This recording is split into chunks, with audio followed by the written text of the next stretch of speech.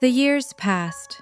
I graduated high school, got a scholarship to a community college, worked 2 jobs, paid for everything myself. I was determined not to need anyone, especially not her. But here's the thing they don't tell you about abandonment. Even when you get stronger, you still carry the hole. When I turned 21, I got drunk and called her. It was 2 a.m. I was sitting on a curb outside a bar, half a bottle deep into cheap whiskey. I dialed the number from her Facebook page and waited. She answered. Hello? Her voice. I froze. It was her.